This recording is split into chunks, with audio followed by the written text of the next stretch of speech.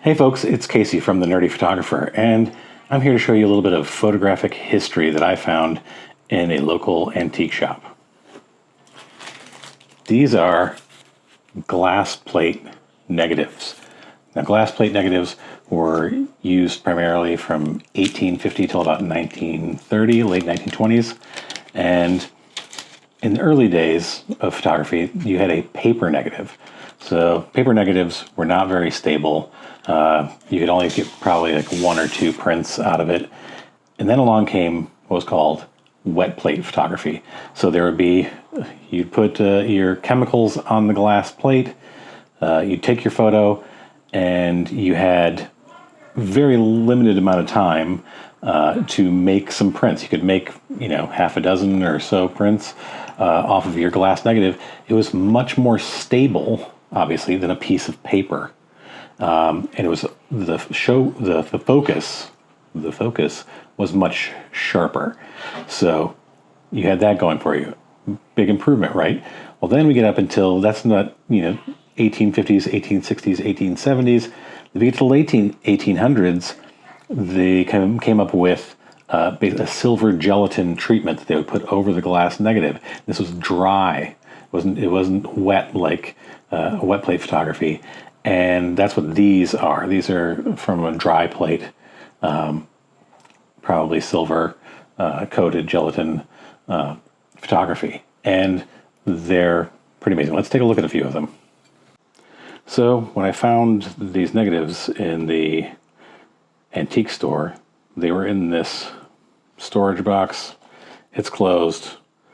There's nothing on the box that said, hey, there's negatives in here. I just happened to be wandering around that corner of the antique store. I'm a curious person.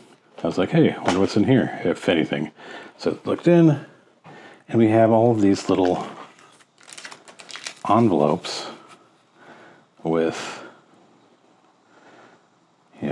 what the subject was, the date of the photo. Yeah, because they knew the individual, because you had to use this glass plate as your negative. It wasn't like you were just rolling through, film or digital. Here's the first metadata. You wrote it down. Four-mast schooner, and yes, I know a schooner is a sailboat. 1930.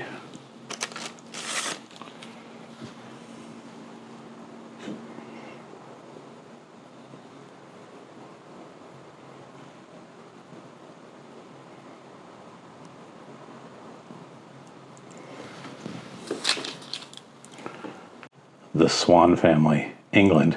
Now I have to admit, when I first saw that on the outside, I was like, oh, this is somebody's family. Nope. It's a group of swans in a park or at a lake or wherever this is. Yeah. It is the Swan family.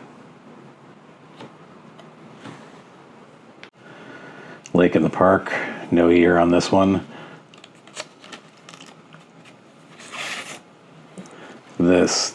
Just look at the reflection on the water that they managed to get in this. I'm trying to make sure we don't get into any reflections, but look at that. Like, you can see the trees reflected in the water. You can see the people who are standing on the shoreline there reflected in the water. This has got to be in the winter, just because the water's so still. Who knows, maybe frozen, and no leaves on the trees. But yeah, just this how sharp and this whole thing is really amazing. Dog kennel, 1928. And we have the photo. Oh, little buddy hanging out in their kennel.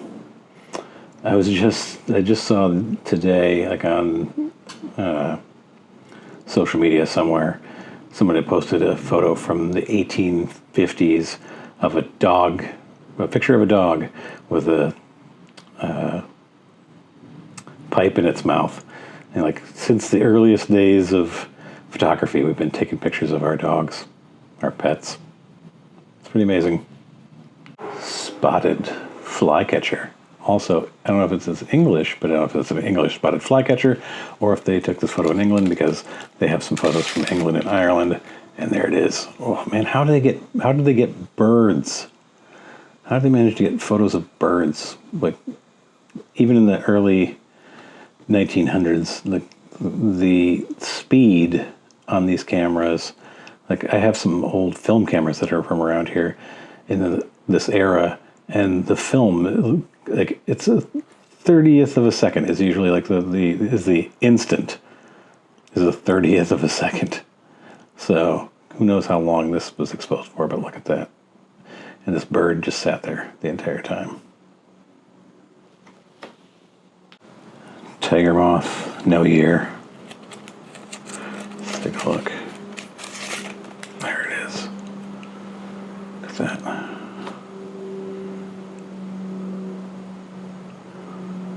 It's just the detail they got in these photos. Again, how did they photograph a frickin' moth with this?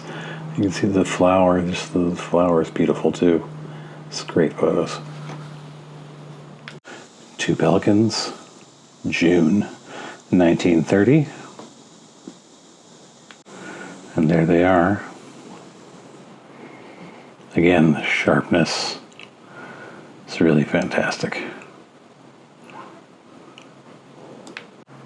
Blue butterfly, May 11th, 1918. And here it is. This is my favorite one.